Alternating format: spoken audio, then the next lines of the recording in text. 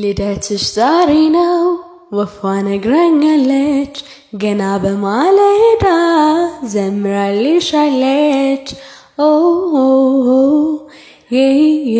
ዲ ቆንጂ ልጅ ማለት ነው አሞዬ ቆንጂ እንዴት ነው የምታምሪው በእናትሽ አንቺ የመጨረሻ እንኪ ስልኬን ያዥ ሰላም ቤተሰቦች እንዴት ናችሁ ዛሬም እንደተለመደው እስካለን እንጫወታለን ቀለል እያደረጋችሁ ላይክ እና ሰብስክራይብ ማድረጋችሁ አትርሱ ለኔ ይጠቅመኛል ወደ ቪዲዮቹ እሺ ቤተሰቦች የመጀመሪያው ቪዲዮአችን ምን እንደሚል ታውቃላችሁ የወደፊቷ ኢትዮጵያ በዘርና በሃይማኖት መከፋፈላችንን ከቀጠለ የወደፊቷ ኢትዮጵያ ይሄን ትመስላለች ቪዲዮን አይተን እንመለስ በስመ አብ ወወልድ ወመንፈስ ቅዱስ አሐዱ አምላክ አሜን በኔ በኩል ያለው የተባረከ ይሁን በእኛ በኩል ያለውስ ባርከው እንዴ ምን ማለት ነው በኔ በኩል ይባረክ ብለ የኛ አይባረክም አይ በኔ በኩል ያለው ነው የሚመለከተኝ ለኛ ቄስ እንጥራ ሽላደን ይብለው ተበቃለሁ እሺ ቄስ እስኪመጣ ዝም ብለህ ጠብቀናል አይ እቺ የተባረከ እንዴ ምን ማለት ነው ከተነካከባለ ቄሱ እንዴት ይባርክልናል ያቺን ሽሮዋን ብቻ ይባርክ አይ እንደዛ አይሰራም አንድ ላይ ነው እንበለው ቄስ ይጂ ይመጣል ምን ይሻላል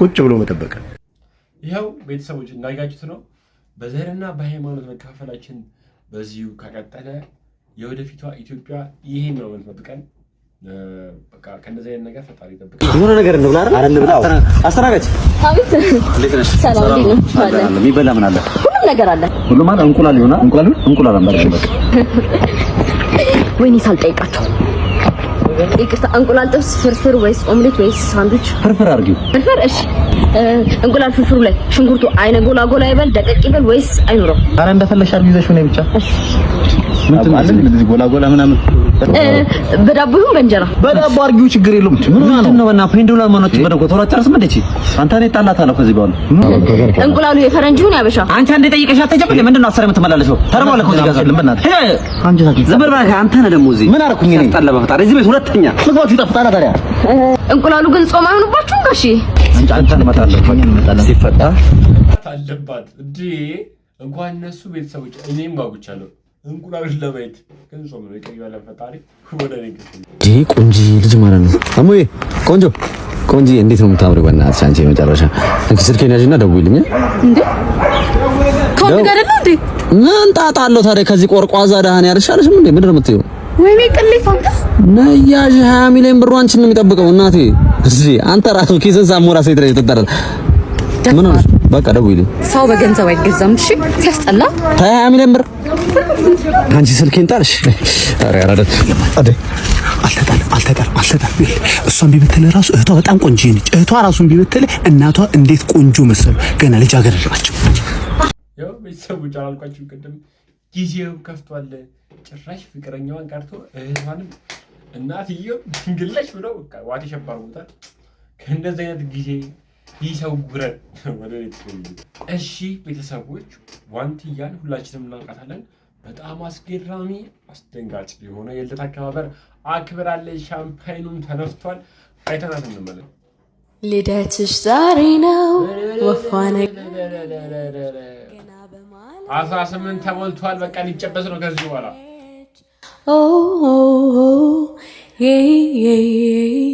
መልካም ልደት ዋንትያ በጣም አስገራሚ የሆነ የልደት አከባበሯን ነው ያሳየችን ያርግላት ግን የፈራዛ 18 ዓመቷን ፊዚካሉ አያስታውቅም ሁሌም ዋንትያ እኔ እንደ ትልቅ ሰው ነው ማለት እንጂ እንደ ህፃን ልጅ አይጨታ ሰዎች ጨዋታ ያነሷልና በአንድ ወቅት ሉላ ስለ ልጇ ልደት አከባበር ስትወራ የነበረውን ንግግር ሰምተን ነው እኔ አሁን የመጀመሪያ አመት ላይ የልጅ ልደት ሳከብር አንድ ጓደኛዬ ምን አለችኝ እኔ ምልሽ ግን አለችኝ ይሄን የሚያክል ትልቅ ልደት አገሽ ለልጅ ስታከብሪላት ላንቺ ነው የፈለግሽው ወይስ ለሷ ነው አለችኝ የእውነቷን የጠየቀችኝ በአንድ አመቷ አለችኝ ምንም አታስታውስም ምንም ትዝ የሚላት ነገር የለምና ቤተሰብ ከአቅሙ በላይ በሆነ ሁኔታ ልጆቹን ማሳደግ ማስተማር የለበትም ከዛ በኋላ ግን ምን ተማርኩኝ እኔ ልጆቼ ሲያድጉ በቃ ሲያውቁ የሚፈልጉትን ሳይሆን ያስፈልጋቸውን ነገር እንደ ወላጅ አስበን ስናደርግ ጥሩ እናት አባት ለልጆች በጣም ከአቅሙ በላይ የሆነ ወጪ በሚያወጡበት ጊዜ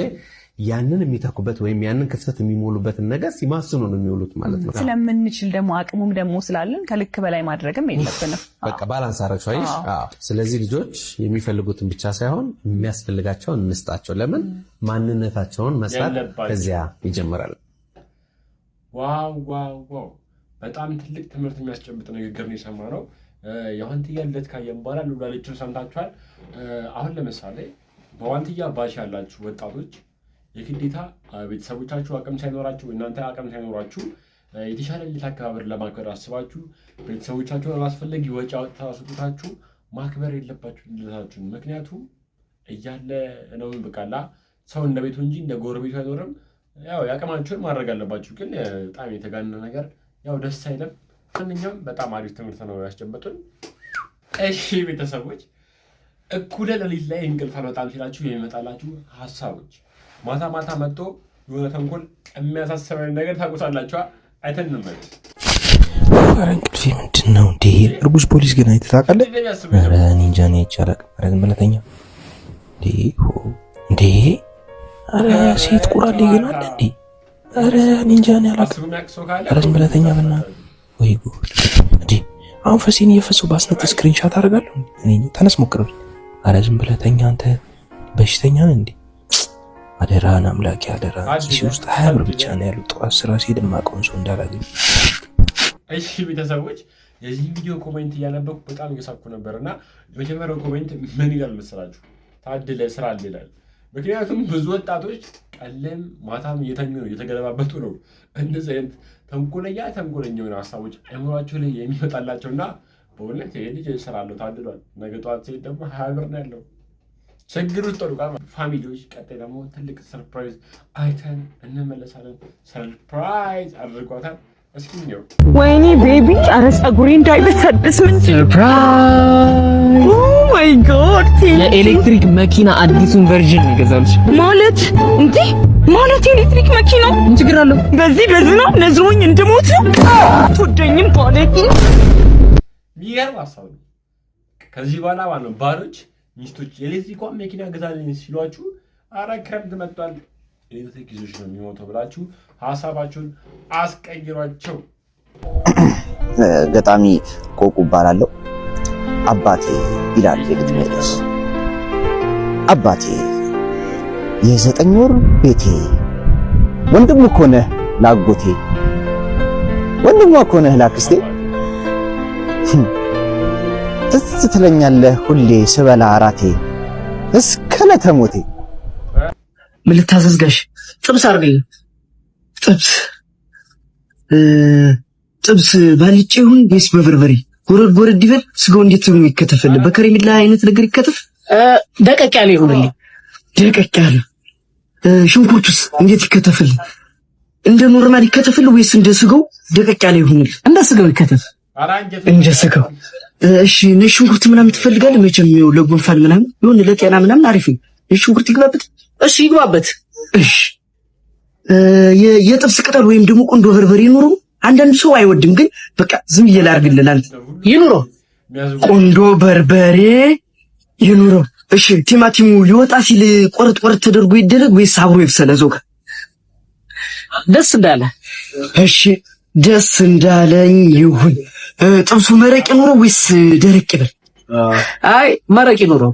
እሺ መረቅ ያለው ትንሽ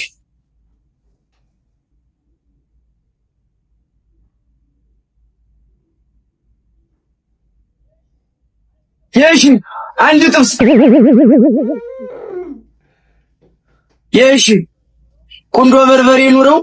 ቲማቲም ምናምን ነሽንኩርትም ይኑረው። ደቀቅ ይበል። ይሄ ምንድን ነው የሚያሳየው? በገቤ ሰንገባ እየተፎገረን ነው ማለት ነው።